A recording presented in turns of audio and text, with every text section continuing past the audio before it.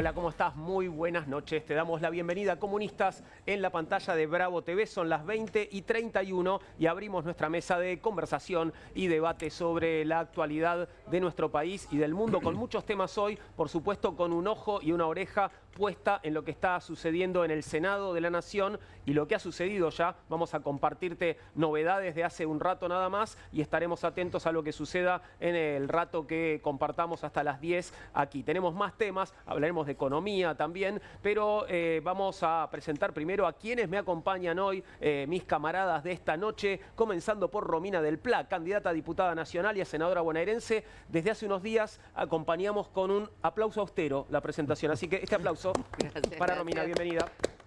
Gracias. Venimos de una jornada de lucha importante, ¿no? Frente al Congreso, pero también en Plaza de Mayo, donde estuvimos con un montón de sindicatos combativos, como el sindicato del neumático, los químicos de Río Tercero, así que, y la docencia, que también nos movilizamos a la casa de la provincia de Santa Cruz, así que un día muy movidito hoy. Movidito, y de esos porque, bueno, hay muchos días moviditos, bueno, vos lo sabés muy bien, ¿no? Los días de lucha, muchas veces la mayoría son muy duros, además de muy moviditos. Hoy hay buenas noticias y hay una esperanza diferente tal vez, ¿no? Sí, hay buenas noticias porque después de que ayer se pudiera revertir el veto sobre discapacidad, pero no el de los jubilados, porque se ve que aparecieron algunos cuader, ¿no? Estuvieron juntando cuader por ahí.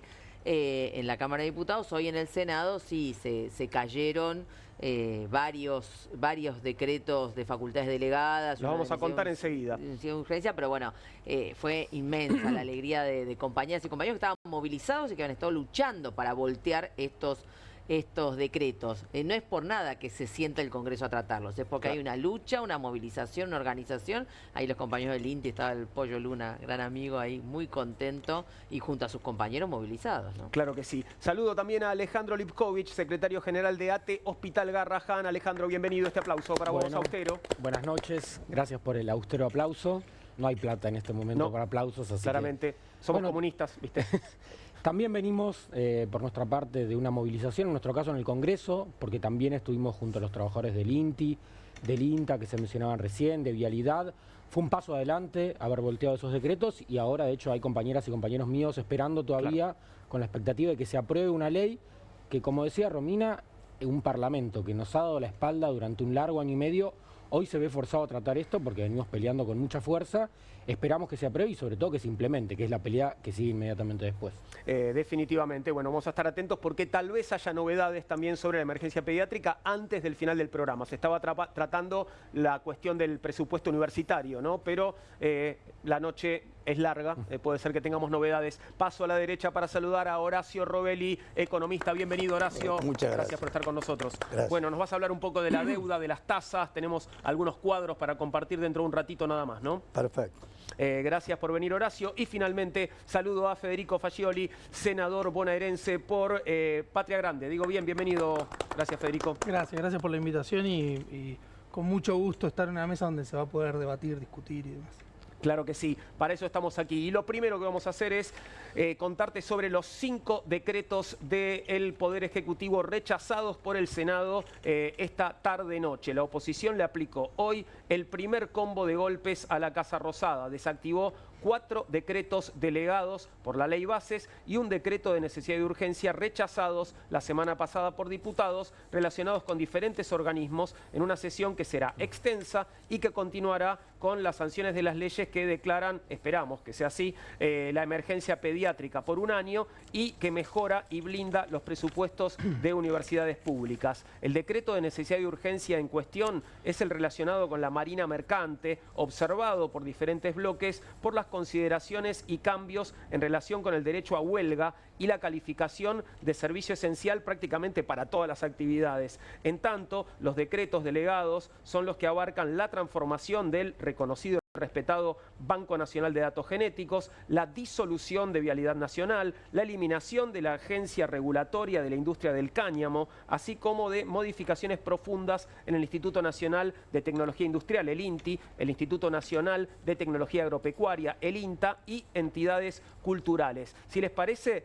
repasamos cada uno de los decretos que han caído en el Senado en el día de hoy. Ahí tenés el primero de todos con 10 afirmativos, 60 negativos y una abstención. Rechazó el Senado el decreto por facultades delegadas que reorganizaba el INTI y el INTA. Que lo fusionaba, que digamos, transformaba totalmente su funcionamiento prácticamente al mínimo. Y además, otro dato es que este decreto permitía quedarse con las tierras y los bienes del INTA y el INTI, que son dos instituciones que están en todo el país y que por lo tanto, por ejemplo, el INTA, al hacer sus experimentos para mejorar semillas, cultivos, acompañar la agricultura familiar, etcétera, tiene extensas campos en zonas vendibles, incluso muy apetecidos por muchos sectores. Y lo mismo el INTA, el INTI, que tiene institutos, instalaciones en lugares también muy importantes que por supuesto muchos codician para negociados inmobiliarios y otras cosas, aparte de demoler las funciones que tiene el INTA, entre otras cosas, controlar que cuando vos compras algo que es 1 kilo, sea 1 kilo, porque claro, controla, entre otras cosas, las balanzas. Bien, bueno, excelente. ¿Ibas a decir algo? Sí, no, sí. a mí me parece muy interesante que suceda esto en el Senado. Me parece que es el rol que tiene que tener la oposición, que tenemos que lograr frenar la avanzada de Milei porque está destruyendo absolutamente todo y vaciando todo. El INTA particularmente me parece una institución muy importante, ha aportado mucho a los trabajadores, a los pequeños y medianos productores. Nosotros tenemos muchos compañeros y compañeras que son productores de los cordones frutihortícolas de la zona. Yo vengo trabajando mucho sobre esos temas. En el Senado tenemos presentado un proyecto de protección de los cinturones verdes de la provincia de Buenos Aires y el INTA ha sido fundamental en el acompañamiento, desarrollo y en la capacidad productiva de esos compañeros y compañeras. Así que aparte de lo que significa para los trabajadores del INTA y para los trabajadores del INTI, lo que significa también para aquellos productores que son los que garantizan los alimentos en la mesa de todos los argentinos. Entonces me parece una buena acción del Senado. Sin duda. Repasamos los otros decretos que cayeron. El siguiente, ahí lo tenés, 13 votos afirmativos, 57 negativos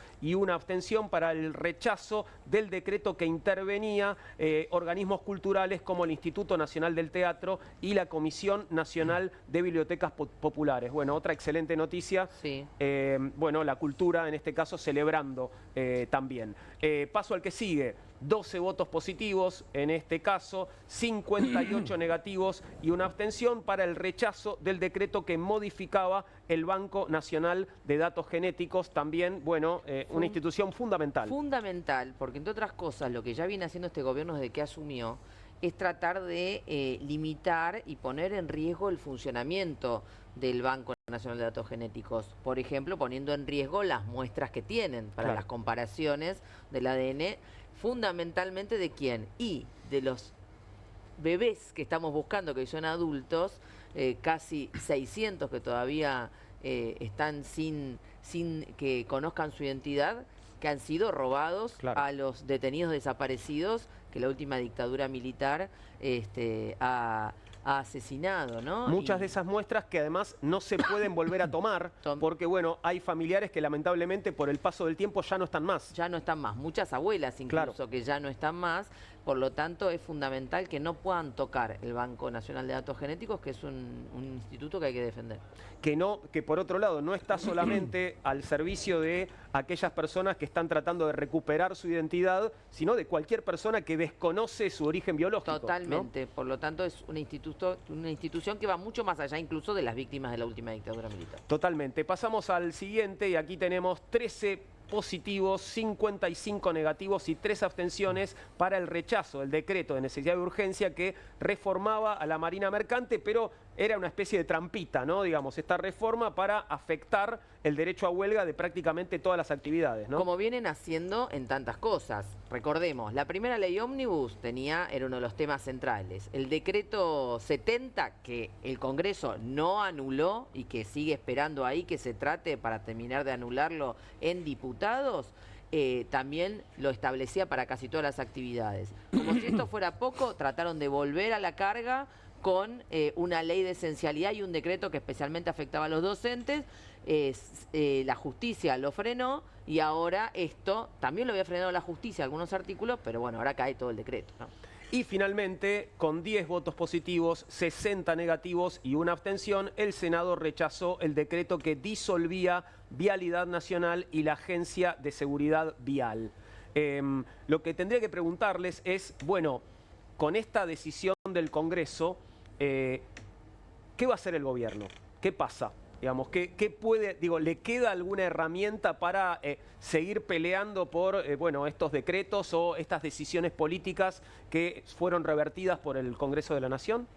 Bueno, el gobierno sale muy golpeado de esta situación, eso es evidente, y por eso los trabajadores recién del INTI celebraban, porque se han esforzado mucho para imponer este tema en la agenda. De hecho, estamos asistiendo a un hecho curioso, porque el mismo Parlamento que le dio al gobierno facultades delegadas con conciencia de que lo que iba a causar era un daño social enorme, ahora parece poniendo ciertos límites parciales como consecuencia, en nuestra opinión, de que hubo una pelea muy fuerte. Ahora, creo que los trabajadores de estos organismos tienen muy claro que esto ha sido una batalla, pero que mañana sigue el mismo problema bajo una nueva circunstancia. ¿Cuál es? Bueno, que pueden querer ajustar bajo forma de un vaciamiento, de no mandar más presupuesto, de querer imponer despidos. Bueno, lo que sucede es que incluso para tratar de hacer eso, hoy los trabajadores están mucho más organizados que antes y con una victoria encima, con lo cual estamos todos en mejores condiciones para frenar los nuevos ataques que indudablemente van a venir. Cuando decís una batalla, lo que querés decir es que no se ha ganado la guerra, ¿no? Totalmente. Claro.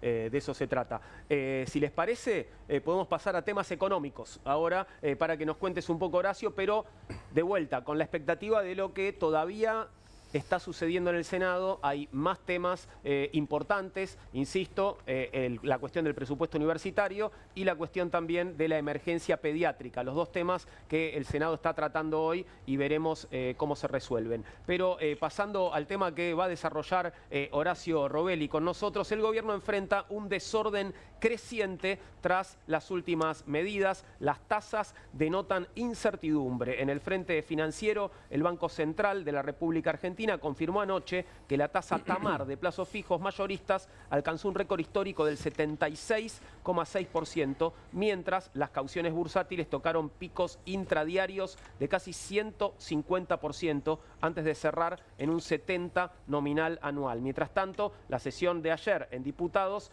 también marcó en este punto un punto de inflexión. La ley de emergencia en discapacidad superó el veto presidencial con una mayoría de 2/3 y esta norma garantiza el financiamiento de prestaciones, actualiza aranceles conforme a la inflación y crea una pensión no contributiva equivalente al 70% del haber mínimo hasta el año 2027. En simultáneo, diputados aprobó el reparto económico del 1% de los ATN a las provincias, según los índices de coparticipación, con 143 votos a favor, 90 en contra y 12 abstenciones. Antes de entrar en el detalle de lo que nos vas a mostrar, Horacio, pregunto, digo, lo que pasó ayer en el Congreso implica que el gobierno, el Ejecutivo la va a tener que poner, digamos, ¿no? Sí, ¿O me equivoco? Son cifras digamos, no tan cuantiosas como el gobierno trata de presentarlas. Esto es lo primero que hay que decir, porque ellos dicen, ¡ay, se ataca! Bueno, después vamos a discutir que no hay tal equilibrio fiscal, ¿no? Y que comparto que no lo hay. Pero no son cifras tan cuantiosas. Y lo que sí tiene es un impacto social enorme, porque el nivel de recorte en las prestaciones por discapacidad es muy grande. El nivel de atraso del nomenclador es tremendo, lo cual hace que las personas que tratan a aquellas personas con discapacidad, las que las asisten y demás, muchos casos están cobrando, y viene de años esto, no es solo de ahora, pero ahora se agravó hasta con 6 meses de atraso, cifras que son insostenibles. Entonces esto afecta a toda la familia y la comunidad de la discapacidad, con lo cual yo creo que lo de ayer ha sido muy importante y el gobierno va a tratar de buscar alguna forma de no pagar, porque ya dijo que va a judicializar, etcétera, pero entiendo que no tiene herramientas reales para frenar esto y bueno, hay que continuar también los reclamos, ¿no? El impacto igual es más grande el impacto de los ATN que justamente de lo que tiene que ver con la problemática de la discapacidad, seguramente, ¿no? Seguro. ¿Pero por qué? Porque los ATN se nutren del 1% total de la masa coparticipable más el 2% de la recaudación de impuestos a la ganancia. ¿Qué hizo en el año 2024 de este gobierno? Por ejemplo, se había inundado Bahía Blanca, no le puso un peso. Los ATN son, la nación no tiene territorio físico, es para ayudar a las provincias o a los municipios donde tenés un problema como el caso de la inundación de Bahía Blanca. No puso un peso. ¿Cuánto le transfirió a las provincias? Hay más política que otra cosa. Le transfirió a millones porque los diputados millones le votaron. Más política que otra cosa, solamente el 7,2% del total de los recursos de los ATN lo repartieron. Y este año, hasta julio, había 11,3. Lo hizo más por presión de los gobernadores, pero también porque manejó más políticamente. No asiste con los ATN un programa climático o de otro tipo. No, o por ejemplo, como fue el antivirus. No, asiste políticamente a los sectores cercanos a él. O sea que tenés un gobierno que reduce el gasto de todo lo que puede y encima cuando lo ejecuta a los amigos. Claro. Y a los enemigos... Compra voluntades. Compra voluntades con los ATN. Ahora, como dijiste bien vos, el presupuesto, el gasto público tienes el gasto y el ingreso. Vos vas mermando permanentemente el ingreso. Recordemos que este gobierno eliminó el impuesto país. El impuesto país, que fue una poca cosa buena que había hecho Alberto Fernández, era el impuesto a la compra del dólar billete. Si vos importabas con tu plata no pagabas impuestos, pero si vos tenías que comprar dólares al Banco Central para importar, pagabas un 30%. Eso en el año 2024 fue el 1,4% del PBI. Fue muchísima plata. Se le concedió a los importadores que no paguen más esto. Y después la reducción de los, sin justificación alguna, reducción de los derechos de exportación a las mineras y la reducción que hizo en la sociedad rural y le redujo un 20% todos los derechos de exportación, todas las retenciones agropecuarias, un 20% se calcula eso, que significa en el año $1.000 millones de dólares menos de recaudación. O sea, un gobierno que le beneficia a los sectores más concentrados, que no tienen necesidad de ninguna, y perjudica, como bien dijo Romina, a la población, a la familia que tiene un hijo con discapacidad. No, agregar algo más desde la perspectiva de lo que sucede atrás de todo esto, de lo que generan estas políticas de vaciamiento del gobierno nacional, y agregando a lo que decía Romina también respecto a lo que implica realmente en términos económicos, por ejemplo lo de las jubilaciones, que no me dejes mentir, es menos del 0,5% del Producto Bruto Interno. Entonces estamos hablando de montos muy, muy pequeños para lo que hace al Estado en términos generales, pero que efectivamente le cambiarían la vida a un jubilado que cobra menos de 400.000 pesos por mes. Entonces me parece que hay que discutir el trasfondo de eso. Mirá, yo te doy un ejemplo muy concreto. Hace poquitos días falleció un vecino de mi distrito, que era un paciente oncológico, dejó de recibir las pastillas, tratamos de hacer vaquitas para conseguir las pastillas, las conseguimos, no llegamos a tiempo, falleció. Bueno, eso es lo que generan las políticas de Milei. El vaciamiento en la salud, el vaciamiento en la educación, el vaciamiento a los jubilados, la violencia que ejerce constantemente. Entonces acá lo que me parece que hay que discutir es no solo números, sino también hay que discutir cuál es la grieta. Hoy para nosotros la grieta está siendo un proyecto deshumanizante, y los que creemos en un proyecto humano donde hay que poner en el centro de la escena a los trabajadores, a los jubilados, a los discapacitados, a todas las personas que la están pasando muy mal, con propuestas de políticas, con propuestas de gobierno, digo, pensando cómo salir adelante de esta situación y cómo ponerle un freno a Milei, que me parece que es la discusión central, es decir, cómo hacemos para no dejar que estas políticas sigan avanzando en la Argentina.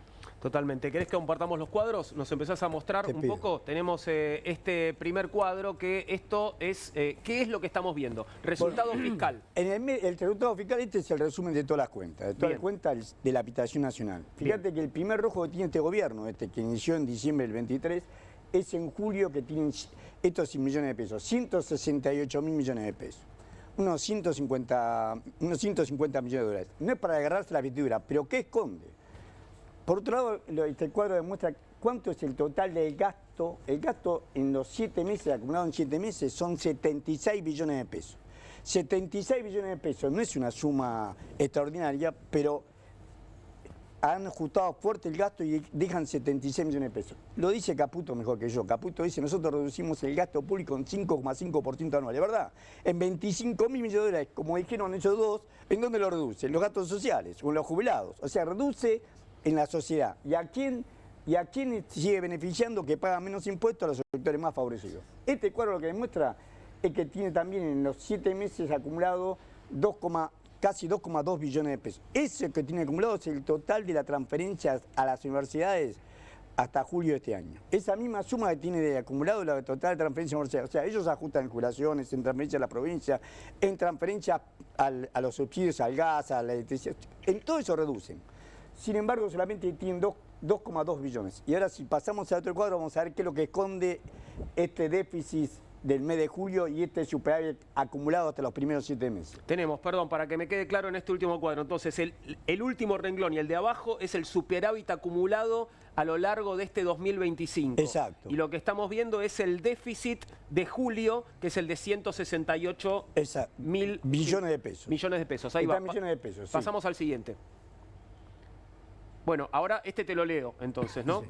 En forma creciente y determinante, dice, en las licitaciones de deuda pública, el Tesoro Nacional emitió títulos capitalizables, siendo las LECAP, letras de corto plazo a tasa fija, los instrumentos más ofrecidos. Estos títulos presentan la particularidad de que los intereses generados se capitalizan, es decir, pasan a formar parte del capital y en consecuencia su pago se realiza junto con el vencimiento del título. Esta característica permitió al Tesoro evitar pagar intereses y mantener un superávit financiero durante el primer semestre de este año para trastocarse en déficit en julio de este año y se infiere que va a ser cada vez mayor ese déficit. En julio del 2025 se registró un importante déficit financiero y hubo que pagar intereses por unos 1,9 billones. El monto de intereses capitalizados a julio de este año asciende a 17,8 billones de pesos.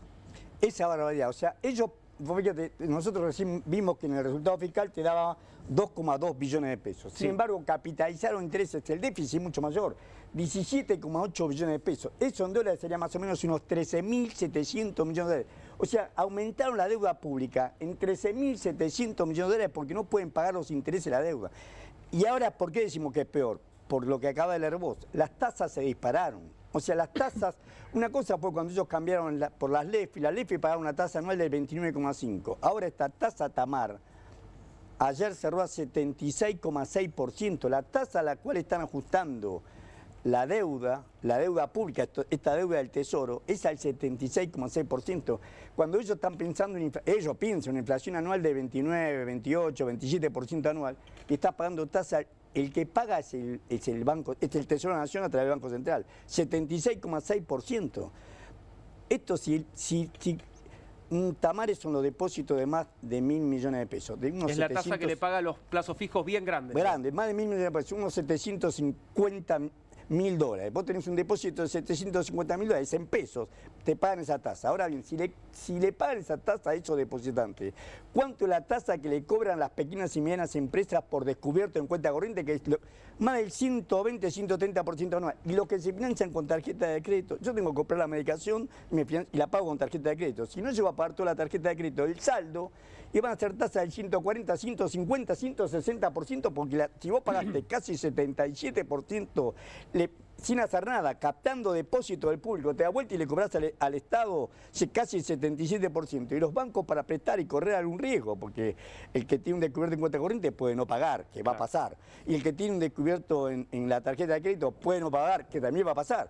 Entonces, ante esa situación, ellos van a ajustar aún más la tasa por arriba. Esto termina siendo confiscatorio el capital de las empresas y confiscatorio del patrimonio de la familia. Sí, yo creo que esto demuestra dos cosas. Que primero que la supuesta idea de que Milei y Caputo y compañía, bueno, presentan esta motosierra, pero lograron acomodar un poco la macro, como le dicen, ¿no? La macro y demás. Es un verso completo que ahora está quedando al descubierto, porque como bien dice Robelli, no hay tal equilibrio fiscal, porque están mintiendo sobre los intereses, los están pateando para adelante. Y además a eso le tenés que sumar los 20.000 millones de dólares que le dio el FMI, que eso también engrosa la deuda.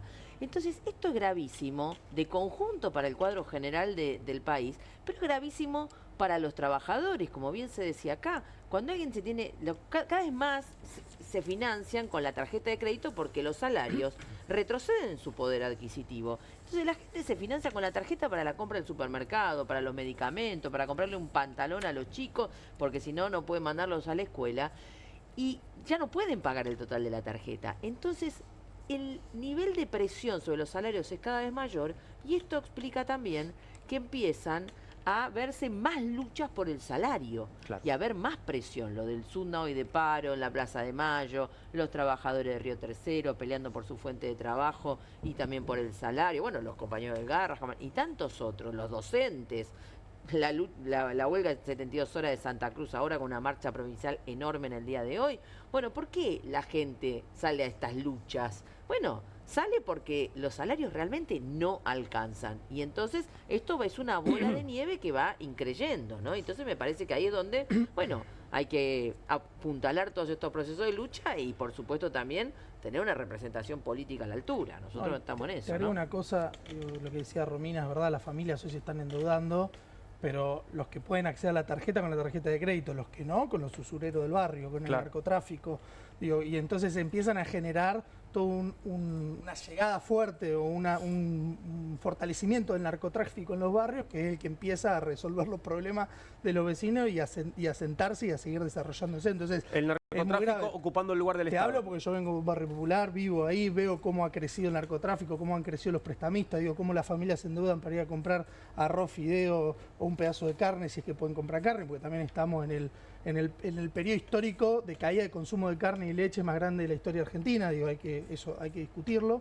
Y después agrego una cosa, digo, esto yo no soy economista, pero si no se están pagando los intereses de deuda, ¿dónde está yendo toda la plata del ajuste? ¿Se entiende? Y ahí empiezo a discutir, ¿y las valijas? Milei, las coimas. Digo, empecemos a discutir quién se está llevando la plata. Nosotros teníamos un fondo fiduciario de integración sociourbana para urbanizar los barrios populares, lo borraron de un plumazo y toda esa plata, ¿dónde está? Entonces empecemos a discutir quiénes son los corruptos que se están llevando toda esa plata de los argentinos y están condenando al pueblo a la miseria. Nos quedaba un cuadro más por ahora, perdón, sí, te escucho, Alejandro. Sí, ahí voy, sí, Alejandro. No, que en todos estos debates que estamos teniendo, a nosotros, ¿qué se nos responde a los trabajadores que somos estatales, como somos los del Garrahan o de otros sectores? El famoso no hay plata. Y en el debate público muchas veces se ha hecho una enorme concesión a decir, no, es verdad, no hay plata, hay que ver cómo se acomodan las cuentas. Y esta descripción lo que ilustra es que el contenido social del no hay plata depende de dónde se lo mire. Claro. Para satisfacer a los bancos se están pagando tasas usurarias y ese sector social está, digamos, recibiendo una retribución enorme. En cambio, si una enfermera del Garrahan quiere salir de la línea de la pobreza, es golpista o no hay dinero para ella. Entonces, acá hay un problema de que no podemos conceder, por eso los trabajadores, a nosotros, nuestros compañeros nos dicen, ¿cómo puede ser que no haya un paro nacional frente a tamaña confiscación? Nos están diciendo que no hay plata, como decía él, sale a la luz que roban como loco los principales funcionarios del gobierno y además que la política económica está destinada a darle un 76% anual y un 1% a un trabajador estatal. Entonces acá no es cierto que no hay plata, hay una confiscación muy fuerte, pero también yo observo que en muchos casos se convalida esto desde el discurso y lo tenemos que enfrentar con acciones. Sí, claro, hay que dar esa discusión, claramente. Un cuadro más nos quedaba, el de la deuda. El último. Para responder la pregunta decía él, fíjate lo que aumentó la deuda. El inútil de Alberto Fernández dijo una deuda de 370.674 millones de dólares. Acá está en dólares, la conversión la hace la Secretaría de Finanzas de la Nación. Okay. Esto está deuda en dólares convertido por la Secretaría de Finanzas de la Nación. En millones de dólares tenemos la deuda que queda después de la presidencia de Alberto Fernández, esos 370.000 millones. ¿Sí? Y esto la llevaron a julio a 447.000, aumentaron la deuda en 76.500 millones de dólares. ¿Dónde está? La pregunta es hacer, ¿dónde está? 76.500 millones de dólares. Mucho más de lo que le debemos al Fondo Monetario Internacional. El total de la deuda del Fondo Monetario Internacional es 54. Se le podía haber pagado todo al Fondo Monetario Internacional. Podías haber recuperado el río Paraná, tener nuestra propia marina mercante, construir 1 millón de viviendas. Es muchísima plata, es un agujero negro. Y ahora, la fugan. Es mucha para valijas y coimas. Digo, no sé, se ha fugado. Porque se ha hay fugado. una fuga. Exactamente. Para mí la coima es lo que le dejan participar al gobierno. Pero estructuralmente, vos tenés acá negociando 10 bancos, entre los cuales el Banco Nación capta el 20% de los depósitos. Esto es lo cruel. Captan ahorro del público. Cuando yo empecé a trabajar en el sistema bancario, en 1973-74, el dinero era ahorro público. Los bancos prestaban un servicio público. Esa vieja ley que había hecho don José, que después mejoró don José Germán en el 73-74, demostraba que el ahorro era ahorro nacional, era ahorro público. Los bancos extranjeros no podían comprar dólares, las empresas extranjeras tampoco podían comprar dólares. Acá les permiten hacer todo. Entonces vos tenés 10 bancos, de los cuales el Banco Nación tiene el 20% de los depósitos, pero el 60% de los depósitos que capta el Banco Nación se da vuelta y se lo presta al Estado, estas tasas que estamos viendo. No hay diferencia en tasa. ¿Y a quién le vende el Banco Nación? A sus clientes. ¿Quiénes son los clientes? Marcelo Milling de Pampa Energía, Urnequian de Compañía General de Combustible, los Roca de Tec Petrol, los Pérez Compan, los Pagani de Arcor, los mismos de siempre, los Bulgeroni de Panamericana Energy.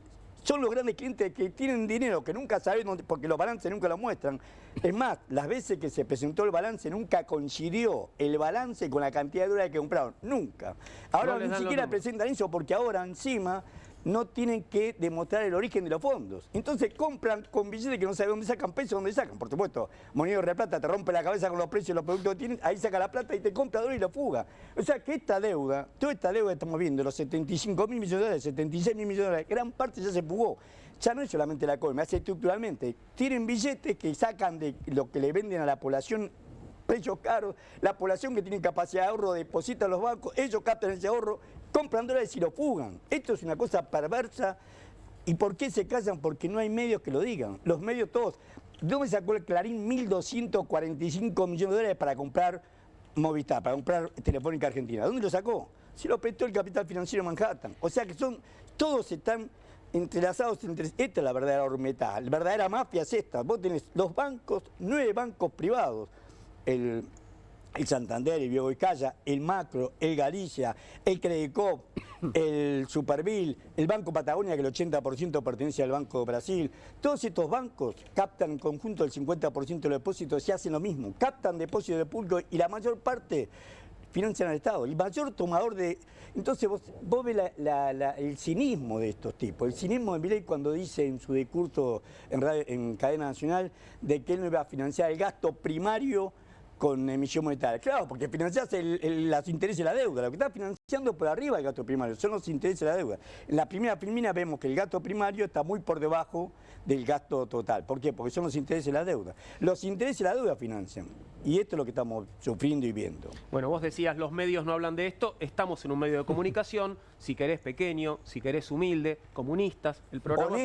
Honesto y valiente que permite decir estas cosas, que los demás callan. Creo que nadie, ninguno de los que está aquí, bueno, vos viniste muchas veces, Sí, Romina, sí. jamás tuviste ninguna condición para nada. dejar de decir algo. Aquí Para se puede nada. hablar con libertad y celebro y agradezco que esto sea así. Pero sí, son muy poquitos medios donde esto se Lamentablemente. puede decir. Pero mira, de lo que marcaba Horacio, a mí me parece una cuestión fundamental. Cuando nosotros rechazamos y nos movilizamos bajo el gobierno de Alberto Fernández, de Cristina, de Massa, el acuerdo con el Fondo Monetario y planteábamos que lo que había que hacer para poner un freno a toda esta fuga de capitales, que no empezó tampoco ahora, sino que lleva muchos gobiernos y muchos años, pero ahora se agudiza enormemente, con claridad, es que hay que nacionalizar la banca y el comercio exterior, hay que frenar esa fuga de capitales. No hay manera de que pueda funcionar un país si vos tenés la canilla abierta de que los bancos se puedan llevar absolutamente todo. Entonces, esto que nosotros planteamos del Frente Izquierda es que nos dicen, ¡ay, qué utópico! Bueno, es en realidad la medida más elemental de las más elementales. Y a la vez hay que romper con el fondo y desconocer esta deuda usuraria que está clarísimo, que son deudas para que se dan vuelta y se la fugan. Toto Caputo, todos sus amigos que tendrían que estar presos porque hicieron el mismo negocio bajo el gobierno de Macri y no les han tocado un pelo. Y esta también es una realidad que me parece clave, ¿no? Sin duda. Se habló 2 o 3 veces ya de coimas aquí, así que si les parece, vamos a pasar al siguiente tema que tiene que ver con presuntas coimas, luego de que trascendieran audios suyos en los que habla de pago de coimas por parte de una empresa que está vinculada a Martín Menem. Diego Españolo tuvo que salir del gobierno, fue removido de su cargo como director de la Agencia Nacional de Discapacidad a partir del pedido del presidente Javier Milei. Es el abogado, o era el abogado de Javier Milei.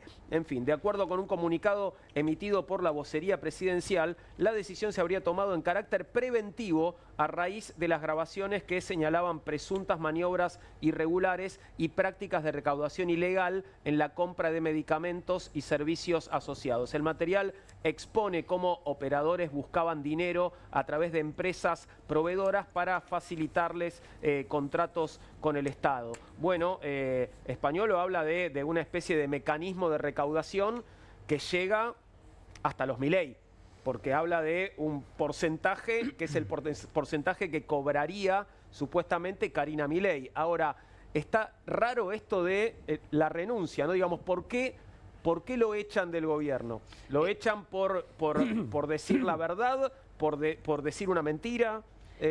Si es una mentira, nadie sale a dar explicaciones por el momento sobre esto, ¿no? Mirá, yo venía pensando, ¿no? Qué loco, el que hace la denuncia es el que termina eyectado, ¿no? Spagnolo denuncia corrupción y lo echan. Se merecía estar eyectado hace mucho tiempo, ¿no? Porque por otras barbaridades. Por todas las barbaridades que ha hecho con las personas con discapacidad, con el andís, con los vaciamientos, con cortar las asistencias de medicación, con todas el maltrato, ¿no? Recordemos que fue el funcionario que le dijo todas esas barbaridades a la mamá de Ian Moche. Totalmente. Sobre que por qué el Estado se tenía que hacer ¿Por qué yo tengo que pagar peaje y vos no? ¿No? Barbaridad. O sea, ya tendría que haber estado fuera, pero ahora aparece separado, no por nada de todas esas barbaridades que hizo, sino porque pone en evidencia una nueva coima, vamos a remarcar, nueva coima, por parte de Karina Milei, Menem y compañía. Digo nueva porque ya está todo el tema de Libra, pero no solo el tema de Libra, había cosas previas, venta de audiencias, venta de candidaturas. Antes de llegar a la presidencia, venta de lugares en las listas, ¿no? Se habló mucho de esto, ¿te acordás? En aquel armado previo a la elección presidencial de La Libertad Avanza. Pero por si no escuchaste las filtraciones de estos audios, creo que tenemos un fragmento para compartir. Los audios en los que supuestamente habla Diego Spagnolo y cuenta qué era lo que estaba pasando allí en la agencia, además esto, ¿no? En la Agencia Nacional de Discapacidad. O sea, choreando esa plata que no le quieren dar, ¿no? A las familias de los discapacitados y a quienes los asisten. ¿Podemos escuchar un poco lo de Spagnolo? No sabes que están choreando, sabes que Tomás está choreando. No te puedes hacer el boludo conmigo, pero no me tiren a mí este fardo. O sea, ya llega a haber algún quilombo y a mí no me cuidan. Yo esto soy el presidente. Tengo todos los WhatsApp de Karina, olvídate. ¿Quieren escuchar otro? Él no está metido, pero es toda la gente de él. Entonces van a pedirle guita a la gente, a los prestadores le van a pedir guita. Yo fui y le dije, Javier, escúchame, yo estoy denunciando todo el choreo, todo esto, y abajo tengo gente que va a pedir guita. Entonces, donde yo vaya y toque a uno, van a decir, che, flaco, está todo bien, muéstrame dinero y venís a pedirme guita con estos delincuentes. Uno más. La gente de la Suizo llama a los demás proveedores y le dice, escúchame, ahora tenés que poner, ya no es más el 5, ahora tenés que poner el 8, son más chorros que los firmes, lo que pagan de lo que cobran de medicamentos. Ahora tenés que poner el 8, lo tenés que traer a la Suizo y nosotros lo subimos a presidencia. El tema seguramente a Karina le debe llevar el 3 o el 4. Yo calculo que le debe llegar el 3 a Karina, porque seguramente le digan, es el 5, el 1% lo tenemos que repartir entre la operatoria, se va a la operatoria, 1% para mí y vos, Karina, te llevaste el 3. Seguramente. Bueno, ahí estaba lo que decía Diego Spagnolo en estos audios que fueron filtrados. En el medio lo veías a Paulino Rodríguez porque esto fue levantado obviamente del canal La Nación Más. Obviamente uno tiene la sensación de que este tipo de prácticas, digo, no las inventaron los hermanos Milei, ¿no? Lamentablemente, digo, esto me parece que debe suceder en varias dependencias del Estado y debe ser, lamentablemente, una práctica histórica. Lo que pasa es que confirma que es un fraude este gobierno. Sí, claro. Pero es importante porque ellos quisieron engañar a la población diciendo que venían a renovar la política. Dejemos de lado por ultraderecha, pero ellos se presentaban como una renovación. Sí, claro que sí. Con un personal político nuevo. Y armaron un gobierno con Scioli, con Patricia Bullrich, con Sturzenegger, con los que hicieron pelota al país durante décadas. Y ahora lo que estamos viendo es toda esa podredumbre chorreando, los Menem. Es decir, efectivamente no es algo nuevo, pero efectivamente ellos armaron un gobierno con todo lo peor de lo viejo. Más de lo mismo, podríamos decir. Y ¿no? claramente lo echan por deschavar a la valijera de Karina, ¿no? Por tocar a la hermana, por mostrar la red de enriquecimiento ilícito que están armando, que están aprovechando del Estado para llenarse de guita, porque cuando este tipo se peleó con un pibe con autismo, Milei lo salió a bancar, lo salió a retuitear, salió a decir que era por ahí. Cuando este tipo empezó a recortarle a los discapacitados, lo salió a bancar, dijo que era por ahí. Es decir, lo echan simplemente porque los deschaba y, como decía Romina, no es solo las coimas, es Libra, que nosotros, por cierto, Juan es querellante de la causa y están complicados los hermanitos Milei. El Libra son las ventas de candidaturas, es la venta de entrevista con Milei. Digo, hay una serie de hechos donde los tipos se están enriqueciendo de esta forma, que es la más burda de todas, y que está en el centro de la escena Karina Milei, que está casi comprobado que es una valijera, y que yo creo que están preocupados porque tienen miedo de ir en cana por estas cosas. Están preocupados porque están hasta las manos. Claro, pero digo, además de ir en cana, ¿es sostenible, digo, este gobierno sin uno de los dos hermanos? Digo, porque, digo, Javier Milei podría entregar a su hermana. Claramente no. Claramente no. Aparte es el jefe. Claramente no, porque se supone que ella es la que maneja todo. Y entonces están empezando a deschavarse con claridad que estos dos, como ahí digamos, explica que en realidad, lo mismo que Hayden Davis, ¿no? Que bueno, en un punto son un personal fusible para todo este entramado. Bueno, hoy son estos dos hermanos, mañana manejan el negocio de otro modo. Ahora, el problema es este. Como decía Alejandro, esta gente dijo que venía a combatir a la casta y en nombre de todas estas cosas armaron persecuciones contra organizaciones, le cortaron la comida a los comedores populares, le cortaron los medicamentos del Instituto del Cáncer a los enfermos de enfermedades graves, crónicas, hasta terminales. Le obligan a las personas con discapacidad a tener que volver a pasar por un montón de estudios y de cosas para volver a probar, en muchos casos, que ya estaba probado, discapacidades que son irreversibles. Es un nivel de maltrato tremendo. Y toda esta situación es lo que nos tiene que demostrar que este gobierno hay que salir a enfrentarlo y hay que derrotarlo. Acá no se puede esperar, incluso no se puede esperar a las renovaciones electorales, porque no es solamente, bueno, decir, bueno, escuché una propaganda de Kicillof diciendo, bueno, acá juntemos más diputados, más concejales para pararle la mano a Milei. ¿Perdón? Si nunca le faltaron los votos necesarios para aprobar sus leyes de algunos votos del peronismo. No le faltaron nunca. Por eso metió la ley base, por eso metió estas leyes nefastas y por eso hasta ahora nos habían podido voltear una cantidad de decretos o insistir con leyes que habían sido vetadas. Entonces, esto es muy serio, acá hay que sacar conclusiones muy profundas. Cuando uno quiere realmente sacarse de encima a los que son más de lo mismo de un régimen, realmente tiene que organizarse, salir a luchar y organizarse con los que realmente enfrentan a este régimen, ¿no? Sin duda. Ahora, no sé, no parece que pueda resistir demasiado. Esto, pienso, tendrá un impacto en las elecciones. Estamos muy cerca de las elecciones y esto está pasando ahora, ¿no? Es como una bomba que de algún modo acaba de estallar. Digo, ¿tendrá impacto en la elección de septiembre? ¿Tendrá impacto en la elección de octubre?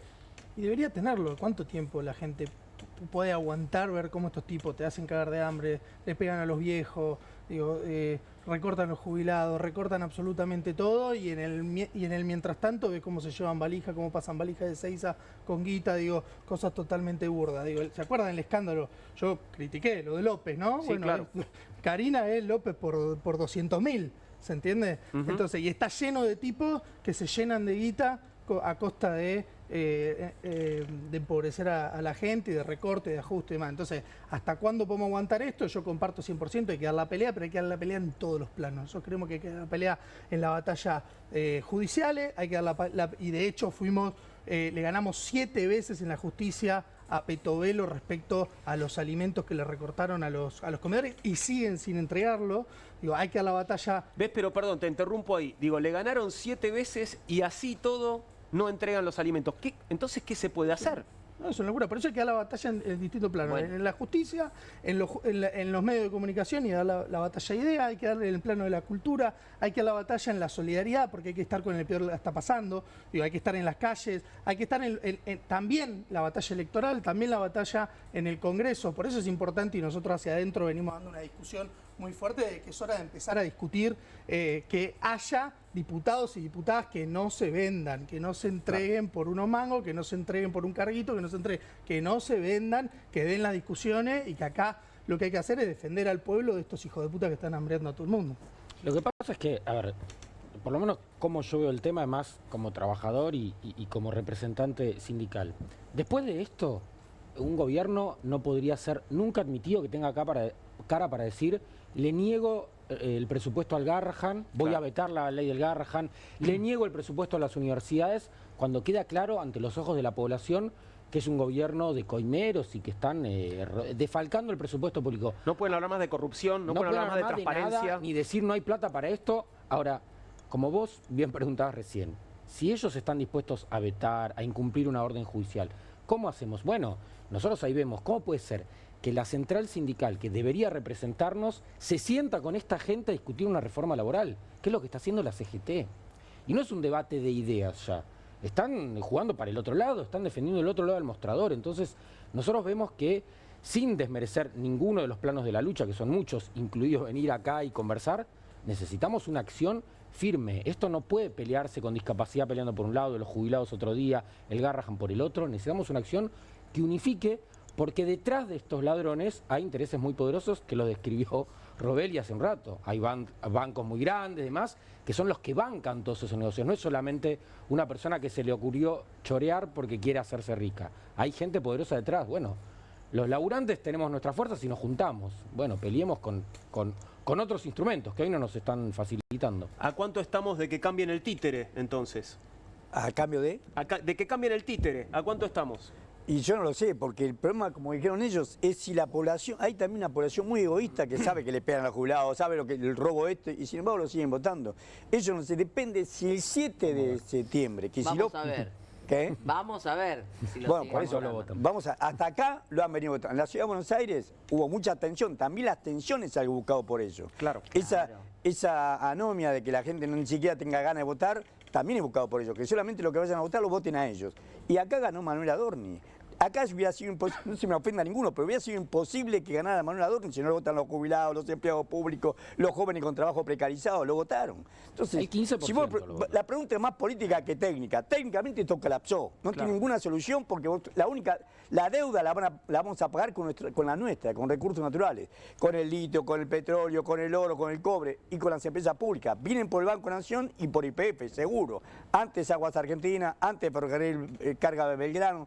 Vienen por todo lo nuestro y nosotros mirándolo desde afuera. Yo te agrego una cosa, digo, no solo hay que trabajar para derrotarlo electoralmente, nosotros creemos que hay que trabajar para que haya un juicio político. Es inmoral que este tipo siga siendo presidente con todas las estafas que está llevando adelante y con lo que está haciendo hacia el pueblo argentino. Entonces nosotros creemos que hay que trabajar por un juicio político. Un juicio político y el camino de lo que vendría después es un poco escabroso también, ¿no? Bueno, por eso el tema de la organización es clave. Acá, mira, el problema, nosotros... O sea, yo soy del Partido Obrero, venimos planteando fuera Milei desde muy poquito tiempo desde que asumió. Eso nos valió un montón de persecuciones, pero yo ahora recorriendo y haciendo la campaña, me estoy encontrando con cosas muy interesantes en distritos que no son los que yo recorro habitualmente. Por ejemplo, que el Polo Obrero ha vuelto a abrir comedores en barrios donde no estábamos, por ejemplo. O sea, el Polo Obrero que... nunca lograron atacar de tal forma que se desintegre, se mantuvo enfrentando esto. Sin embargo, ahora están surgiendo nuevas asambleas, nuevos comedores, a pesar de que no entregan la comida. Y uno dice, ¿y cómo puede ser? Y bueno, porque hay que organizarse, hay que garantizar que coman todos, y entonces las asambleas se dan su forma para ir recolectando y organizando su plan de lucha y reclamando aquí, reclamando allá. Y la clave es que intervengamos en forma independiente de los que gobiernan y gobernaron, porque si no vamos a tener más de lo mismo. Entonces me parece que este punto es clave, ¿no? Creo que lo que decía Alejandro, un plan de lucha, de un paro nacional, bueno, si no lo organizan los que lo tienen que organizar, va a empezar a venir por abajo. El sábado pasado hubo un gran plenario de con la sindicato cabeza de los combativo. dirigentes, como se dice, ¿no? Hubo un gran plenario del sindicalismo combativo y bueno, y hay que marcarse ahí. Digo, me parece que eso es importante. Yo acoto algo porque entiendo que ahora nos vamos al corte y me tengo que ir. Nosotros creemos que hay que dar la discusión, que hay que dar la discusión programática. Nosotros creemos y somos parte de Fuerza Patria, porque entendemos que es una fuerza que le puede ganar a Milei, que lo puede derrotar, pero que hay que discutir hacia adentro cuál es el programa de gobierno, para qué vamos a gobernar y cómo vamos a transformar la realidad. Esta vez háganlo. Porque volver a hacer lo que hizo Alberto es inviable. Nosotros por eso en nuestra fuerza política venimos hace mucho tiempo construyendo un plan de desarrollo humano integral, que es un programa de gobierno, que es lo que creemos que hay que hacer en la Argentina, que es lo que creemos que necesitan los más humildes, que necesitan los barrios populares, que necesitan todos los argentinos: acceso a la tierra, techo, al trabajo, discusión de los recursos estratégicos, discusión de la redistribución de la riqueza. Digo, hay que discutir un montón de cuestiones programáticas y esa es la batalla que nosotros tenemos, que es básicamente cuál es la hegemonía dentro del peronismo y cuál es el programa de gobierno que va a discutir de cara al 27. Federico y Horacio, les agradezco a ambos que hayan venido, sé que tienen que irse, así que los espero en cualquier Muchas ocasión. gracias a vos por invitarme. No, gracias a ustedes, gracias. Un placer, hacemos una pequeña pausa, ustedes se me quedan acá. Sí. Y se suma Juan Venturino en instantes nada más. Pequeña pausa y continuamos con Comunistas.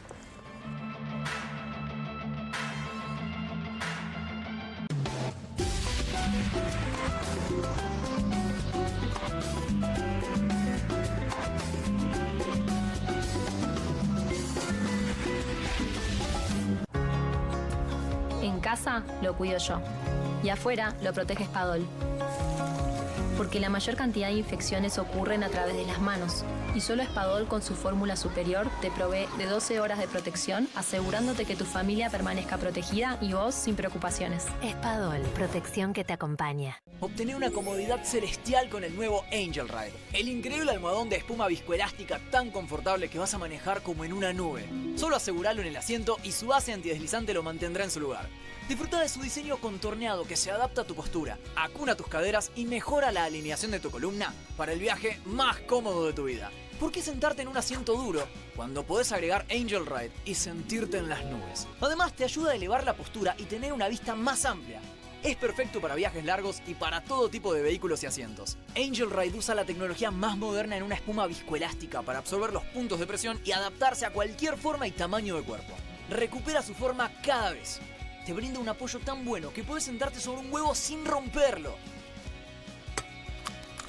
Relájate en el aeropuerto o llévalo en el avión para viajar como en primera clase. Es lavable a máquina y permite la circulación del aire para mantenerse siempre fresco y cómodo. Almohadones similares cuestan miles de pesos. Y esta podría ser tu última oportunidad de conseguir el Angel Ride a un increíble precio de presentación. Angel Ride usa la tecnología más moderna en una espuma viscoelástica para absorber los puntos de presión y adaptarse a cualquier forma y tamaño de cuerpo. Pedí el tuyo ahora y obtené la comodidad celestial que te da Angel Ride. Escanea el QR, ingresa a nuestra página web o llama al teléfono en pantalla. No demores más. Descubrí los productos más novedosos y exclusivos en tvcompras.com. No pierdas tiempo. Aprovecha esta oferta y obtené este fantástico producto de TV Compras. Llama ya. QR, con la conducción de Paulo Caruso y gran equipo. La síntesis del día para un público que valora el periodismo crítico. QR, de lunes a viernes a las 22 por Bravo TV. Estudia en la Facultad de Comunicación y en la mayor redacción de América. USBA, Universidad del Sur de Buenos Aires. La Universidad del Grupo Perfil. Licenciatura en Comunicación Periodística. Licenciatura en Comunicación Institucional. Títulos con reconocimiento oficial y validez nacional. Inscribite a las reuniones informativas en universidad@perfil.com. Aprende comunicación dentro de un medio de comunicación. USBA, Universidad del Sur de Buenos Aires. No te compartas los datos del celu. ¿Salís? Conectate al ahorro. Con Telecentro Wi-Fi prepago podés tener el giga más barato para usar internet fuera de tu casa. Conseguilo en Mercado Pago y disfrutá 10 gigas desde 799 pesos. Telecentro, conectando con vos. Hay una casta superior que es los periodistas que si mienten, calumnian, injurian y dicen cualquier cosa. ¿Tenés ahí los nombres de los periodistas que tengo que meter en cana? No nos tomamos esto a la joda, como esos periodistas mentirosos. Y dentro de la cancha vale todo, que la vayan a buscar, la tienen adentro. Soy un abanderado en la batalla cultural, pero los imbéciles con déficit de IQ doméstico, ¡ay, no, miedo! Mientras que los imbéciles de los periodistas... ¿Sabes la cantidad de periodistas que tengo para mandar a la hoguera? Las mentiras de los medios. Y periodistas ensobrados, operadores, basuras. No me venga con que son inocentes. No digo que sean tan malos como los periodistas. Digamos, raya el mal gusto propio de cerdos. Creo que es una ofensa decirle periodista así. Milei odia al periodismo. Nosotros amamos al periodismo. Suscríbete a perfil.com.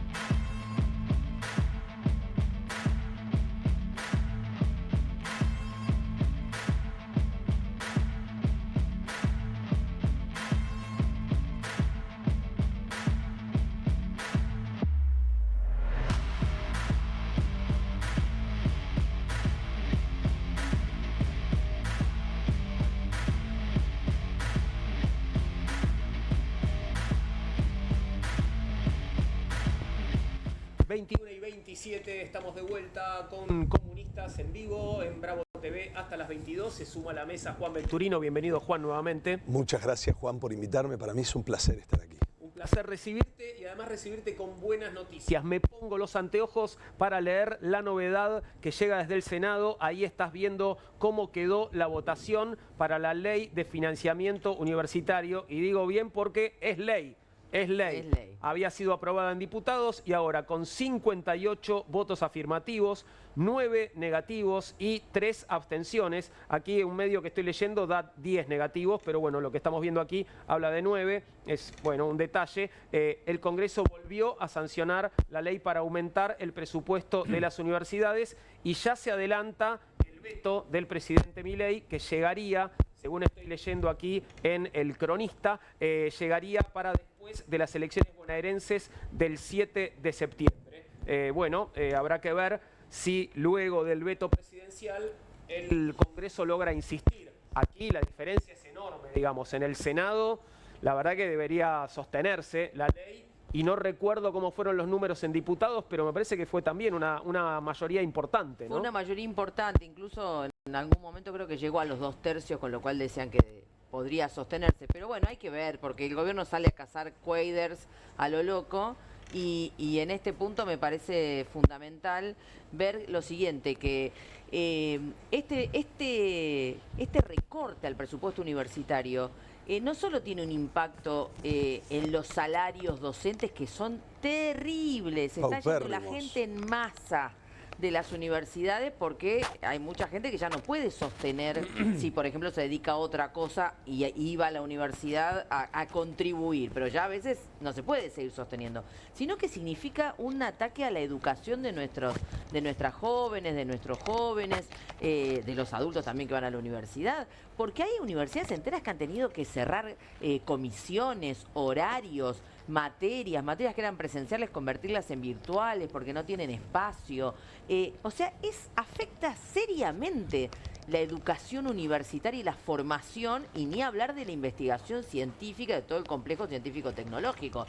Creo que todo el tema de la exploración en el fondo del mar, del CONICET, de algún modo popularizó la importancia que tiene la investigación científica en Argentina. Claro, y esto, bueno, creo que es lo que hay que defender. Y bueno, hoy estuvimos con los compañeros de AGDU, mi otro sindicato, movilizados, y bueno, es clave que continúe el plan de lucha para obligar a que el veto caiga. Por las dudas, por si no se me escuchó antes, el Senado convirtió en ley el financiamiento universitario, 58 votos afirmativos, y lo que te decía, por si no se escuchó antes, es que el presidente Milei ya anunció, obviamente se sabía que iba a vetarla, pero hablábamos de los números fuertes, tanto en el Senado como en la Cámara de Diputados, para que el el Congreso pueda insistir con este proyecto de ley.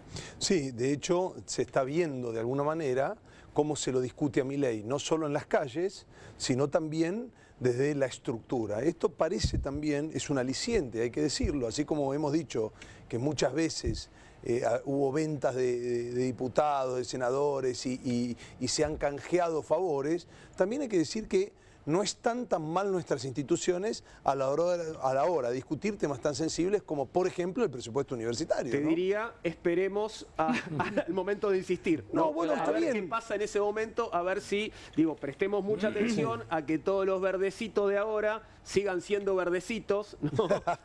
Dentro de... Y que no se envuelta. Claro. Comparto plenamente. Tanto en el Senado como en diputados, que es más difícil porque son más, ¿viste? Yo creo que están sintiendo el pulso, esto que decíamos nosotros, empieza a sentir esto de que la gente se está cansando, de que el argentino realmente, si bien se confundió, le pasaron cosas y puso por un montón de razones a un Milei en el gobierno, empieza a darse cuenta que todas estas propuestas, esta lógica, empieza a caerse como un castillo de naipes, ¿no? Y esto de promocionar no solo la motosierra, que se decía tanto, y en contra de la casta, sino la crueldad contra los discapacitados, contra bastiones que han sido, recordemos la marcha multitudinaria por la universidad, me parece que ahí como que hay poca discusión entre los argentinos en determinados temas y entendemos que si hubo una posibilidad de la movilidad social ascendente, si hay algo de lo que podemos estar orgullosos en la Argentina y en la región, tiene que ver con esto que decimos que no es la universidad gratuita, sino mucho menos, es la de acceso irrestricto. Y esto no es un tema menor y hemos sido faros no solo en la región, sino te diría hasta en el mundo, el hecho de este acceso irrestricto a la universidad. Sin duda. Vamos a entrar ahora a hablar del proyecto que se está tratando en este momento en el Senado, tras una jornada en diputados con resultados repartidos entre oficialismo y oposición. Ahora es el Senado el que tensiona la agenda del gobierno. La discusión se da en paralelo a una movilización de trabajadores del Hospital Garrahan en las inmediaciones del Congreso. De hecho, uno de los proyectos centrales en debate, el que se está tratando en este momento, es la declaración de emergencia de la salud pediátrica por un año. La iniciativa establece fondos para la asignación prioritaria e inmediata de recursos presupuestarios para bienes de uso y consumo, así como la recomposición inmediata de los salarios del personal de salud. En diputados, la propuesta recibió 158 votos a favor, 75 en contra y 5 abstenciones. Ya imaginando, proyectando que salga la ley del Senado, ¿no? Estos números en diputados alcanzan para sostener, para insistir. Mirá, hay que ver cuántos estuvieron ausentes, pero 75 y 5 da 80. Sí. Ayer necesitaron 83 con varios ausentes para poder vetar. Para sostener el veto. O sea que no les estarían dando. Aquí no les estaría alcanzando. Más. Hay que ver eso, cuántos diputados con esa hay. Presencia alcanza, claro. Pero bueno, puede haber más presencias o puede haber cambios de votos, como vos decís que ya ocurrió. Claro. Hemos visto el espectáculo incluso patético de gente que emitió un dictamen diciendo una cosa y luego intervino diciendo la otra. Lo hemos visto. Entonces, qué vergüenza, ¿no? Eso ocurrió y por eso nosotros en el Garrahan, que por supuesto nos hemos movilizado hoy y todavía estamos movilizados en la expectativa de que se apruebe esta ley, que sería solo un primer paso para poner un límite a un vaciamiento que es dramático, porque lo que describía Romina de la universidad es muy similar a lo que ocurre en el Garrahan, donde un cóctel de salarios congelados, presupuesto congelado, condiciones de trabajo que se deterioran, ha expulsado literalmente a muchísimos trabajadores y trabajadoras que son muy calificados, que son imposibles de reemplazar, incluso si el gobierno quisiera reemplazarlos, que tampoco quiere, porque el ingreso de personal está totalmente vedado, entonces los equipos de trabajo se achican las agendas, procedimientos que se realizaban empiezan a entrar en crisis y además quienes quedan también están súper explotados, porque un problema que ya había en salud, que es el pluriempleo, que es un problema muy serio de hace mucho tiempo, en el último que ya periodo, afecta, te diría, bueno, a todas las disciplinas, trabajos, ¿no? Claro. oficios y profesiones, ahora ha llegado a un límite de lo soportable.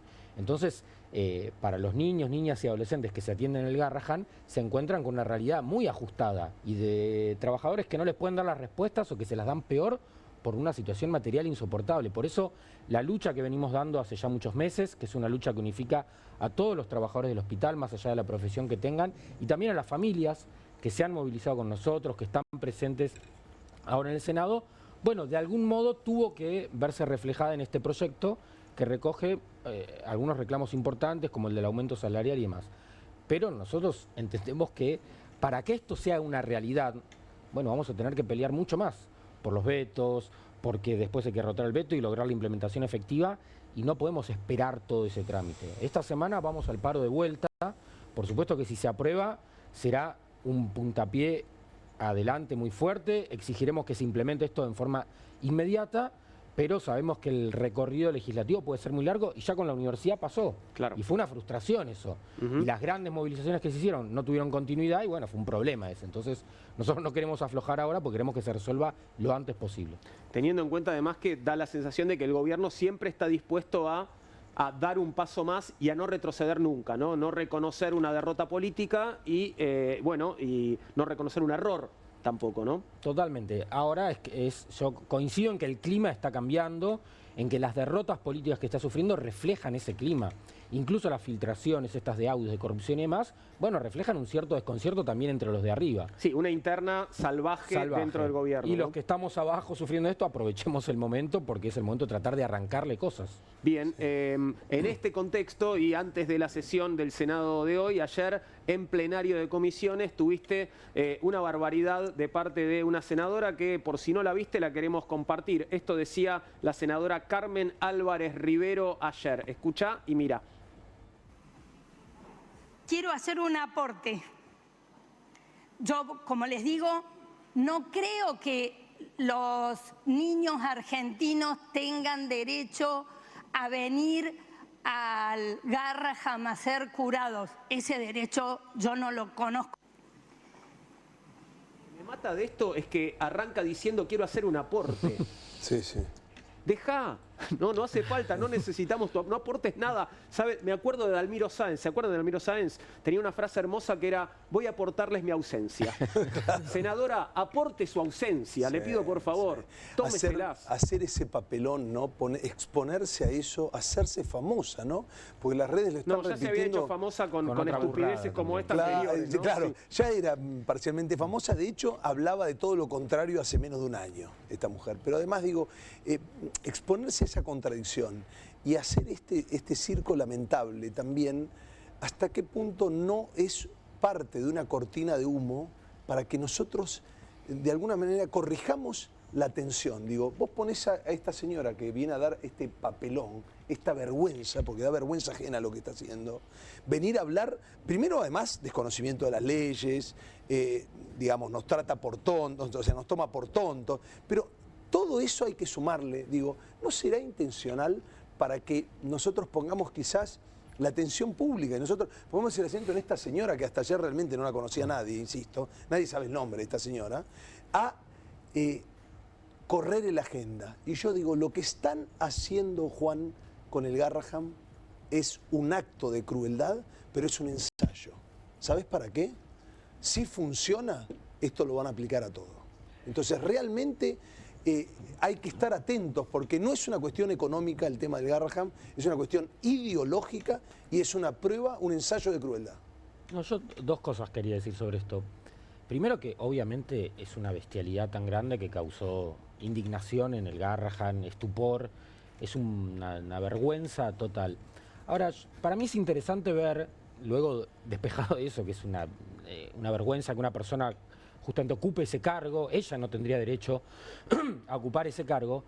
Ahora, cuando la persona más bestia de un gobierno te dice una barbaridad así, ¿qué expresa? Y en realidad lo que ella expresa es una política que Lugones, que es el ministro de Salud, coincide.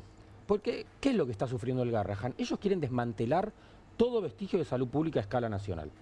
Es algo que la dictadura militar inició, es decir, que no haya salud pública a cargo del Estado Nacional, pasársela a las provincias, a los municipios quebrados, una realidad que no fue revertida por los gobiernos posteriores, aunque quedaron islotes de salud nacional importantes como el Garrahan, el Posadas, todas las cosas que esta gente quiere barrer por completo. Y entonces dice, claro, no hay derecho a una salud nacional, lo dijo López Murphy también en diputados hace poco, y Lugones lo dijo en la Cámara de Comercio norteamericana, que la salud no es un derecho. Por lo tanto, esta mujer que lo expresa en forma burda y que efectivamente coincide con él, que es una desconocida, que ahora se hace conocida por las barbaridades que dice, en realidad está empezando una orientación muy de fondo. A nosotros nos preguntan muchas veces por qué tanto ensañamiento con el Garrahan, y nosotros la respuesta que damos es con el Garrahan y es con toda la salud pública nacional.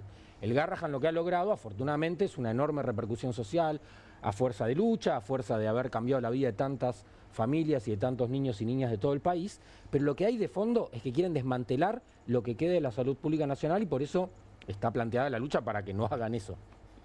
Claro, y cuando yo coincido con lo que dice Alejandro, porque a veces cuando uno escucha una barrabasada así, dice, ¿qué es? ¿Soy simplemente una bestia peluda? No, no es una bestia peluda. Está expresando de una manera sin refinamiento, sin poder ocultarlo o disfrazarlo, una posición de fondo, que es que no tiene derecho nadie a venir de ningún rincón del país a pretender que la atiendan en un centro de referencia. Entonces dicen, bueno, no, vos vivís ahí, arreglate, quédate ahí.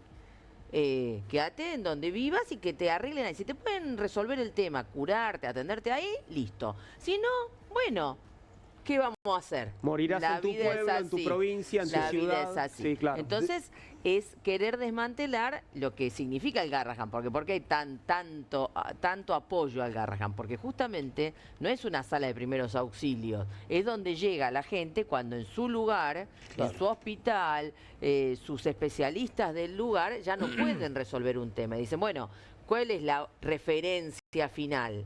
La referencia final es el Garrahan, que tiene esos especialistas más, digamos, con más estudio, con más experiencia, que han logrado, digamos, darle vuelta a algún tratamiento que no se logra en otro lado. Entonces, eso no se puede replicar en las 24 jurisdicciones. Claro. Es imposible. Por eso el desmantelamiento es serio y después, viste, hay alguno que dice, bueno, pero el Garrahan no se va a cerrar, ¿no ves que no lo cierran? Ah, bueno, pero no importa. El problema es que si a vos, como decía Alejandro, te achican los equipos, te hacen que el especialista único en algún tipo de tratamiento se vaya, ese servicio se cierra. Claro. Entonces te lo van cortando de a pedacito, entonces vos, el Garrahan, como el Posadas, como otros, formalmente siguen estando ahí. Pero claro, pueden convertirse en una cáscara vacía. Pero no cumplen la misma función. Claro, yo no te mato, pero te dejo sin abastecimiento. Digamos, no leyeron historia, pero además, digo, desde el 87 esta parte, desde su inauguración, se ha convertido, insisto, en un faro para la región, porque cuando lo funda Alfonsín y en adelante, de alta complejidad pediátrica. Digo, no hay, no solo en el país no hay otra cosa parecida, sino en la región. O sea, de lo cual podemos sentir genuino orgullo de que enfermedades raras han sido tratadas, han dado con éxito, han separado siameses que eran prácticamente imposibles, y en un hospital como es el Garrahan. Digo, está a propósito dado esto porque digo, si derriban eso, todo lo demás tiene que sentarse a esperar, ¿no? Está este tema también de que la comunicación del hospital está en el control, digamos, de esta especie de intervención, ¿no? Entonces, claro, cuando leemos en redes sociales las cuentas del Hospital Garrahan, no estamos leyendo a los trabajadores, sino que estamos leyendo, bueno, a Lugones. A los operadores, claro. Esa es una confusión que está bueno que nos permitas aclararla. En primer lugar, las redes sociales las maneja una enviada de Santiago Caputo, que se llama María Candelaria Perelli, que ha puesto barbaridades en las redes sociales del Garrahan. Combinan tratar de jactarse de los logros que existen, claro, por el esfuerzo de trabajadores, muchas veces protagonistas también de los paros, que están las instrumentadoras del centro quirúrgico, que hoy estuvieron de paro, son también las que hacen posible, junto con cirujanos, junto con técnicos, junto con un montón de profesionales, que eso sea posible y se quieren jactar.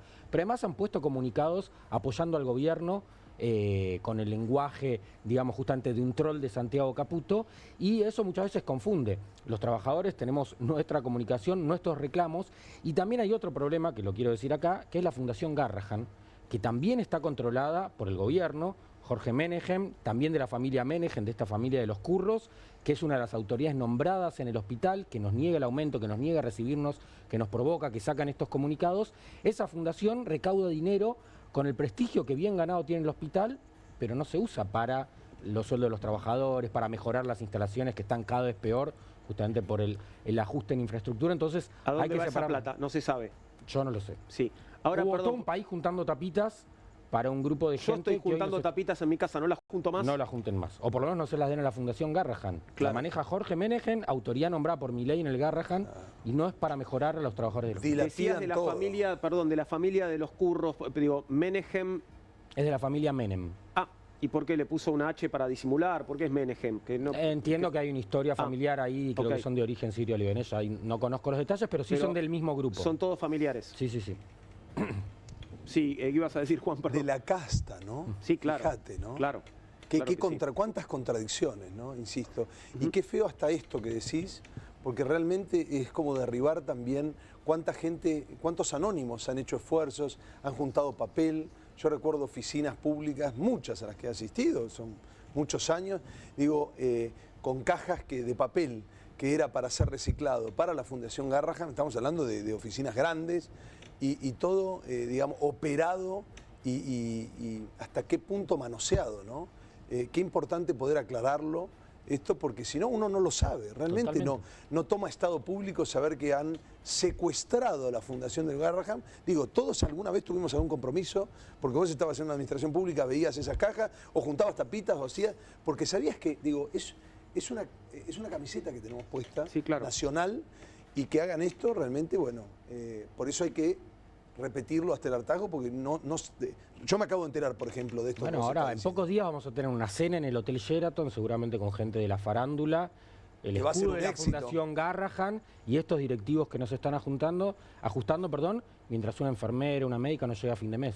Entonces, el hospital necesita de las enfermeras, de las médicas, de las maestras, de las administrativas, no de esos funcionarios. Tal vez buena parte, no sé cuántos, pero de esas figuras de la farándula no saben y creen que están apoyando al Garrahan o apoyando la lucha de los trabajadores, cuando en realidad, bueno, están poniendo la cara por Menegen. Es muy probable que así sea, y de hecho también hemos tenido mucho apoyo del mundo artístico y demás, y que agradecemos profundamente. Estaría bueno que, que sugiera esto, seguramente ya lo pensaron, pero que vayan al Sheraton y cuando estén llegando las celebridades les cuenten a dónde se están metiendo, ¿no? Lo tomamos como propuesta. No, me parece que no estaría mal, perdón por meterme, por favor. Pero me parece que sería una buena idea. Mientras tanto, ¿qué hace el presidente? El presidente, bueno, celebra sus vetos y felicita héroes. Al cerrar la 22ª edición del Council of the Americas, Milei saludó a los diputados que evitaron el rechazo de los vetos a las leyes que aumentaban las jubilaciones y el bono previsional, así como la extensión de la moratoria, a los que se refirió como 83 héroes. Un detalle igual, cada vez son menos los héroes. Acordate que la otra vez eran 87. Ahora son 83.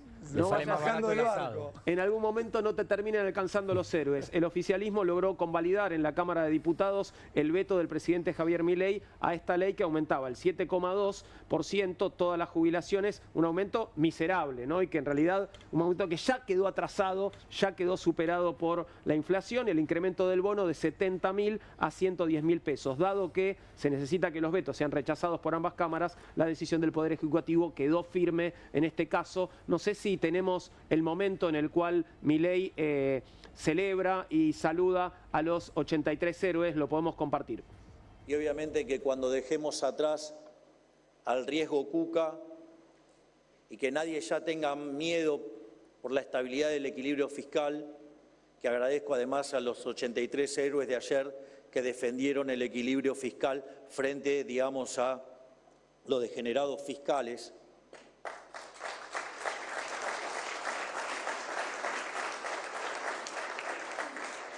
Solamente el equilibrio fiscal va a asegurar un crecimiento del 4%, pero si además sumamos las enormes reformas estructurales que venimos haciendo desde el Ministerio de Desregulación y en capital humano y en lo que tiene que ver con la apertura, digamos, vamos a poder hacer permanente una tasa de crecimiento claramente más alta.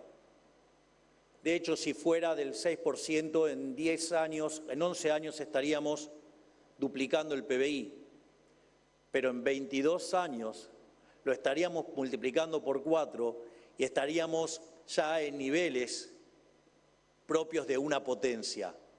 Y obviamente que...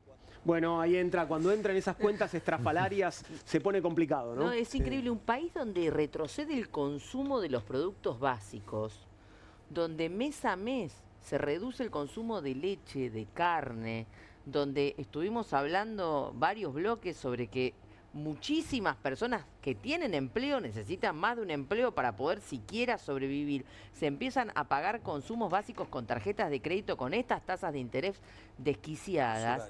Es realmente no solo una mentira burda, sino que el que pone en riesgo cualquier tipo de gasto y de equilibrio y demás, son ellos que, como vimos hace un rato, se fugan todo el ahorro nacional, se lo fugan todo, no los jubilados, que además hay que decir que el Fondo Monetario Internacional le ha aprobado la revisión o perdonado la revisión última, reclamándole reformas más profundas y una reforma a fondo del sistema jubilatorio. Hoy ya, con la suspensión de la moratoria, 9 de cada 10 mujeres y 7 de cada 10 varones no se pueden jubilar. ¿Por qué? Porque no llegan a los 30 años de aportes que el sistema nacional exige, porque esa gente no trabajó nunca, no.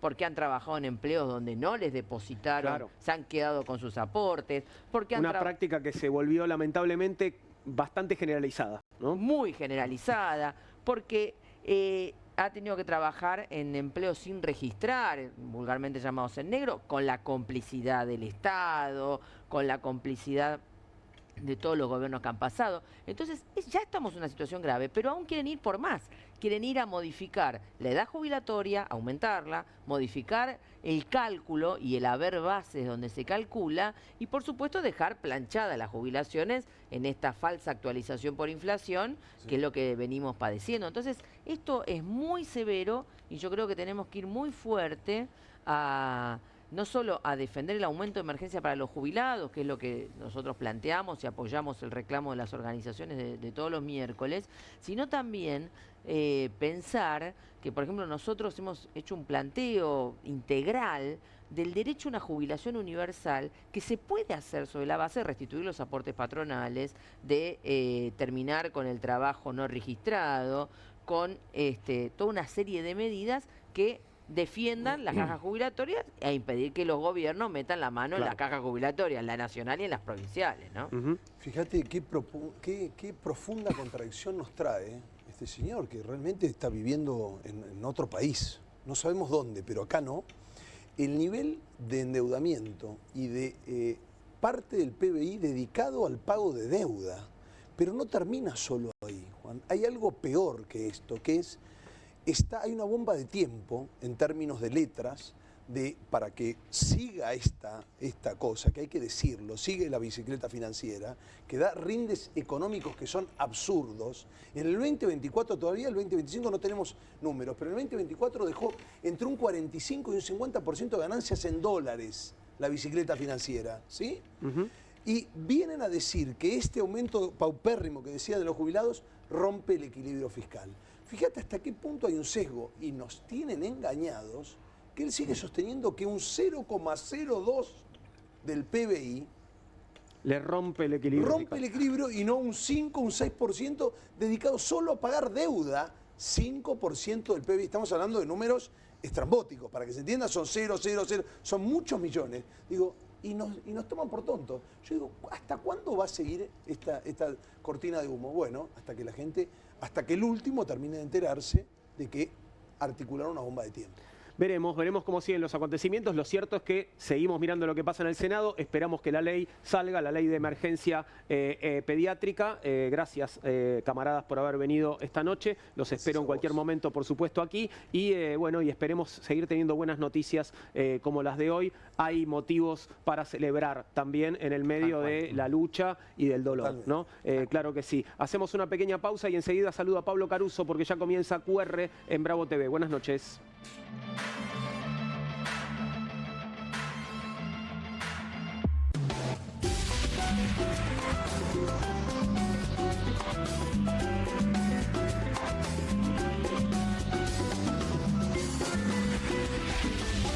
Uno, dos. Bueno, dale, arranca. ¡Pará! ¡Mike! ¿Van a hacer el video con el inodoro con manchas de sarro? Pero si siempre uso lavandina. Eso no lo remueve. ¿Por qué no probás limpiando con Harpic? Que llega a los rincones más difíciles eliminando por completo el sarro y desinfectando. ¡Vamos!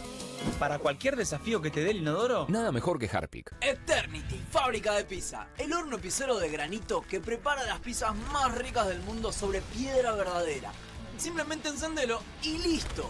Hace pizzas buenísimas, con doble mozzarella, horneadas a la piedra en minutos. El secreto reside en su zona dual de calor controlado que rápidamente calienta la placa de piedra cerámica hasta 400 grados mientras derrite el queso y hace una masa crocante.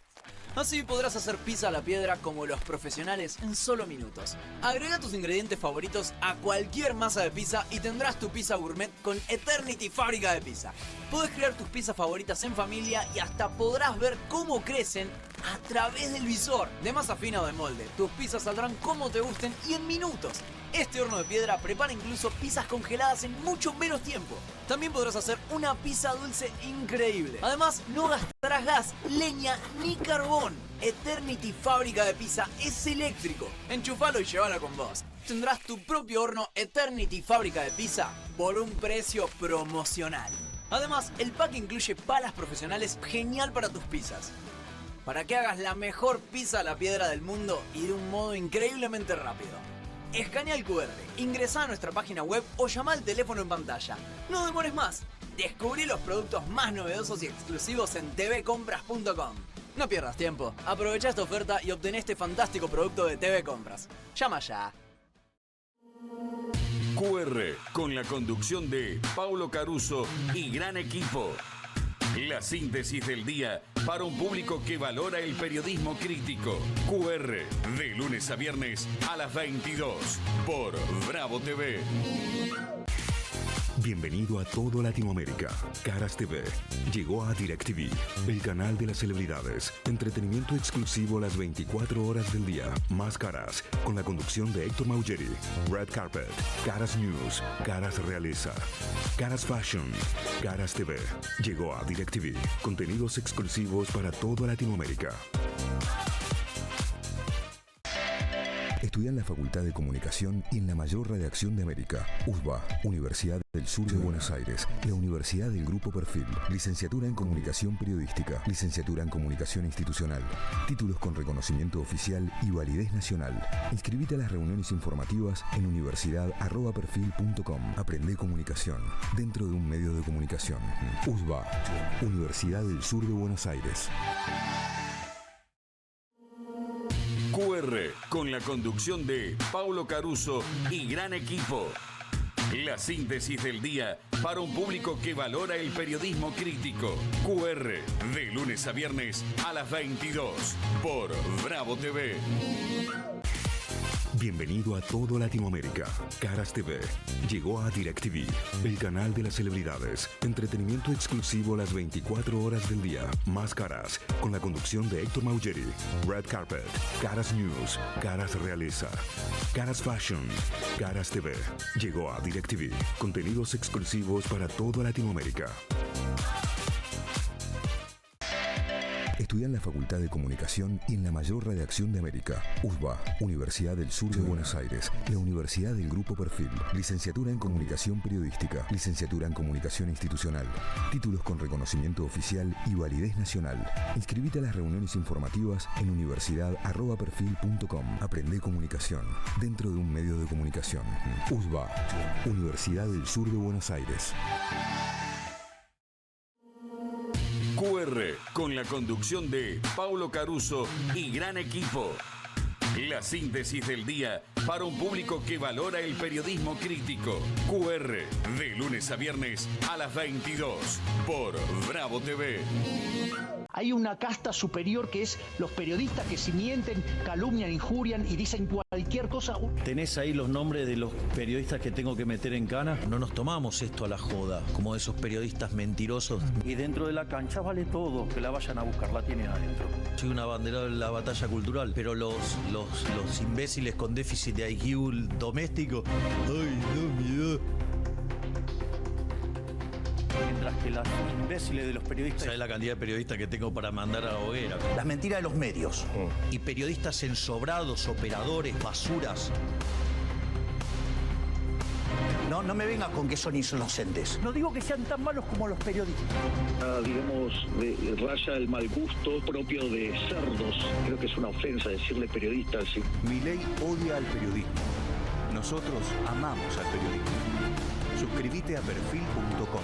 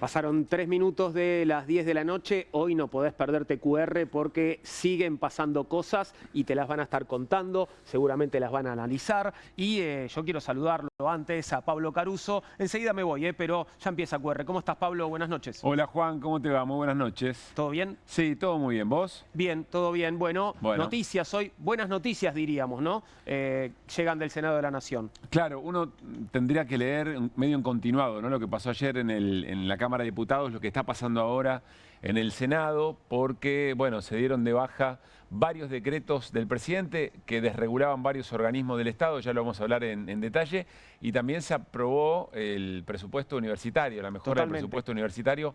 Así que, claro, hay que leer un poco en continuado. Ahora, ¿viste, Juan? Y ahora emergencia pediátrica, que seguramente vas a tener el resultado antes del final del programa, ¿no? Se está tratando eso entre temas muy importantes.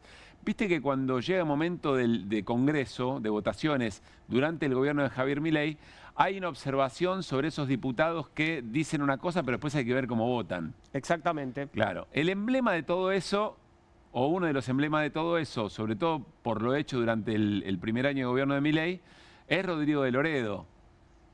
Yo creo que, digamos, que se inventó la categoría, el concepto de radical con peluca para Rodrigo de Loredo, ¿no? Sí, claro. O el deloredismo, o la delorediaste, o algo por el estilo. Sí, sí, y que un hombre que no acepta humillaciones, solamente él él se humilla solo, digamos. Claro. No quiere que lo humillen los demás. Pero a mí nadie me va a venir Sí. ¿no? Como a someter. Déjame que me humillo solo, yo me arrastro. No me arrastres, por favor. Está bien, bien. Bueno, ¿te acordás que alguien leyó la escena y medio que sentenció un poco la imagen? Fue un chofer de colectivo, un colectivero, en un momento que Rodrigo de Loredo estaba dando una nota frente al Congreso, ¿te acordás? Me acuerdo, pero escena? me gustaría recordarlo. La recordamos porque hoy hubo un capítulo 2, dale.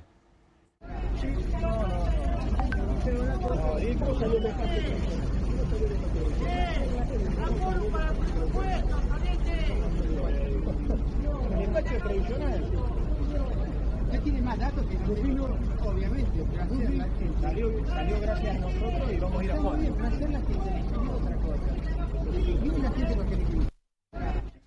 Bueno, da quórum para el presupuesto, le gritaba. Sí. Da quórum para el presupuesto. Y alguna caracterización, digamos, sí, ¿no? sí, por supuesto. Pero bueno, él se dio cuenta que le estaban hablando a él.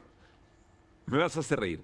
Y bueno, perdón, Sí. de los que estaban ahí era el único que podía dar quórum. Todos los demás trabajan Claro, de periodista. exactamente. El legislador que estaba ahí, que tenía que dar quórum, era efectivamente él. Bueno, hoy le preguntaron a De Loredo sobre esa escena y tiene muchas cosas para comentar, la explicación y la lectura que hizo en ese momento. Cuando vos lo veías levantando la cabeza, escuchando y qué pensaba, estaba pensando esto, mirá. A ver. Te pegó, ¿no? Ese colectivero, una cosa de loco lo que me pasó con ese colectivero. El colectivero más ilustrado de la historia del universo. Ese tipo estaba dando una entrevista y veo que viene un colectivero. Increíble. Y yo, me junto el tipo, me dice, te putean en la calle, era un tipo de C5N. Sí, sí. Y yo, no, me trata muy bien la gente en la calle, le digo. Pues yo estaba en guerra en la vereda del Congreso. Me trata muy bien. Y veo que entra un colectivero y bajaba el vidrio y digo, no, negro. ¿No? Y no es el momento. empieza a bajar el vidrio y dice, De Loredo. Digo, ¿dónde me conoce este guaso? ¿En la ciudad de Buenos Aires? Da quórum. Digo, ¿cómo sabe lo que es quórum? Yo te juro por Dios, a veces... gente formada, todo no sabe lo que es quórum. Da quórum para tratar el presupuesto universitario. Le digo, hijo de puta, negro, le digo. ¿Cómo puedes saber tanto? A o vivo. Sí. Fui trending topic. Vos sabés que yo veía Twitter y digo, ¿cuándo cae esto? Que en la gente esta argentina que todos los días tiene un escándalo. No pasaba nada. Hubo una semana que no pasaba nada. Seguía colgado. Hay memes y todo. Bien, yo, por un lado, lo que pienso es que De Loredo parece sentirse más cómodo legislando en un país en el que la gente es ignorante, ¿no? Bueno, no es así. Claro. No es así. Y ese colectivero está más calificado que De Loredo, porque De Loredo no sabe manejar un colectivo. Tal y el cual. colectivero sabe cómo funciona, cuál es el mecanismo con el que funciona el Parlamento. Así que yo creo que tiene que revisar un poco sus convicciones. Está Bueno, muy no bien. solo por esto, tiene más motivos, ¿no? Si sigue la deriva de María Eugenia Vidal y anda buscando lugar o espacio, para estandapero puede andar. Por otra parte, está muy bien lo que decís, porque él en algún punto uno puede sospechar que cuando dice una cosa y vota otra, supone que en realidad gran Nadie parte se de va a la dar población cuenta. no se va a dar cuenta, que nadie sabe nada. La gente no entiende. Claro, y después dice, me tocó, hay mucha gente ilustrada que no sabe lo que es quórum, y faltaba decir, y justo un colectivero viene a saber. Es muy elocuente la escena. Me parece que además lo que él hace cierra muy bien con ese episodio. Es el capítulo 2 y es extraordinaria la segunda temporada del tema. Claramente, y bueno, interesado él, preocupado por ser trending topic, además, Sí. ¿no? Esa era su preocupación. Bueno, Probablemente no de esa manera. ni una vez debió ser De Loredo trending topic por algún motivo positivo, me parece. Eso ¿no? habría que estudiarlo. Hay que revisar, Así ahí hay que scrollear un poco. En fin, que